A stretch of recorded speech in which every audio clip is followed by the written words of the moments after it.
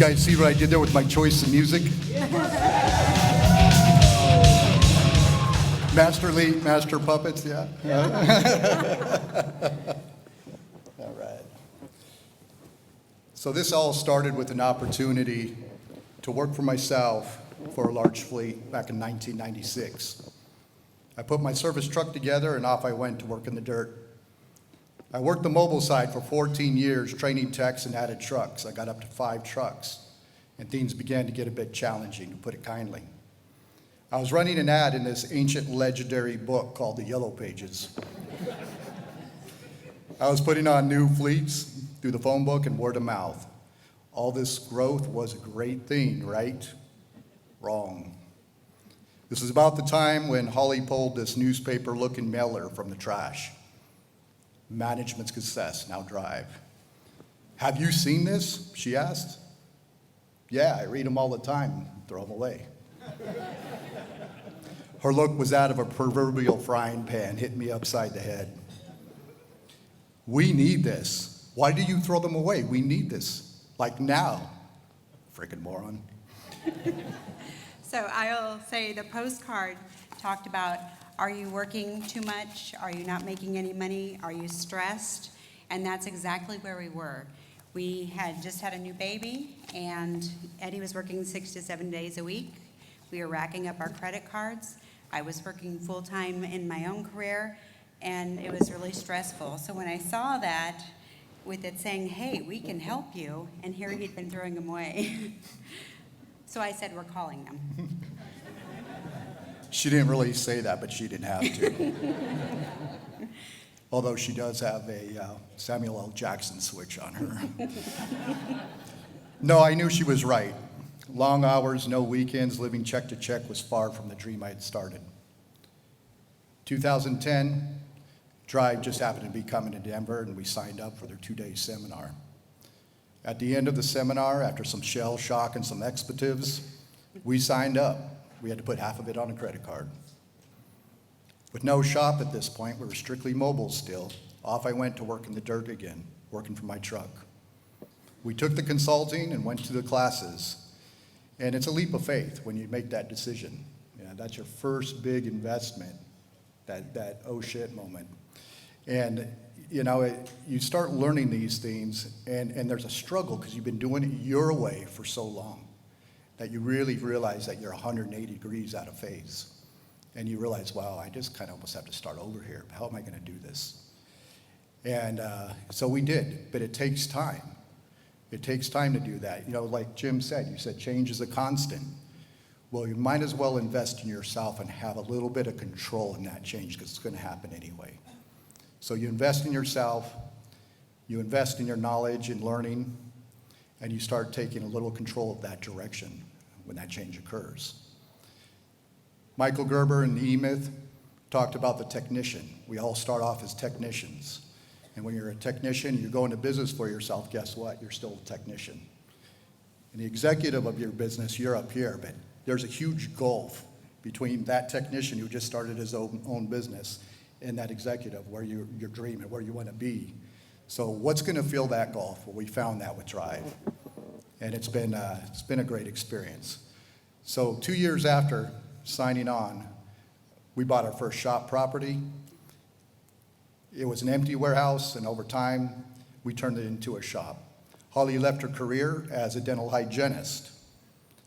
And that was a big step for me because she was my backup if I screwed things up. She was my sugar mama. I was like, oh, okay, it's getting for real again here. We just made this big investment, and now my sugar mama's jumping on board. I cannot screw this up. So she came on board, and together we were able to begin applying those things that we learned, because you can learn them, but the trick is to applying those as well. And so we began applying those, and as we did, we learned more from our consulting, and our consultant in the spring of 2017, we were awarded Shop Masters. Now during this process, we went through a lot of consultants. They all quit. We were hopeless. They're not here anymore. They're gone. We drove them off. No, they went for their own reasons. But we do have an amazing one now, and I will get to him. But You know, I was 27 years old when I started out of that truck in 96. It's a lot of blood, sweat, and tears. And ironically, here I am in Holly 27 years later, up here receiving this award. We did not get here alone. It took a lot of people over the years to make this happen. And I'd like to acknowledge some of those people here tonight. We brought some of our crew. Would my table please stand up? We couldn't do it without you guys.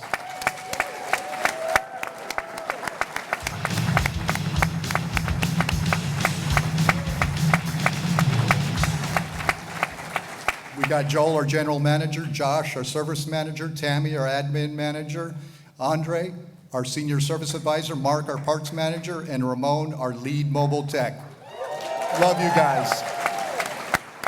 Thank you. We definitely could not do it without you. We appreciate you all so much. Thank you for that. So a big special thanks goes out to our consultant, Larry Monroe, also known as Obi-Wan. Yeah. Thank you, Larry.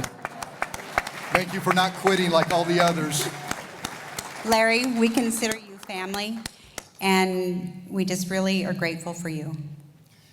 Larry, you're a true guide and a mentor. You give us wisdom and insight into what can be a chaotic industry. You've talked me off the ledge more than once over the years. You have a way of forecasting what is coming down the line before it hits and teaching us young Padawans up here. Larry, we're honored and we love you. Your family, thank you.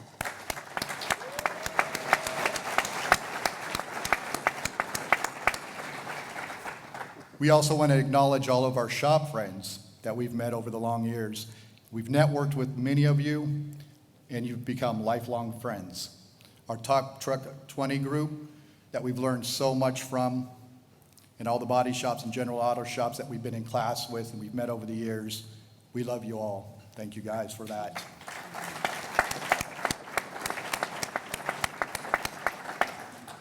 I want you to know that an operational Stage 4 shop is not a myth.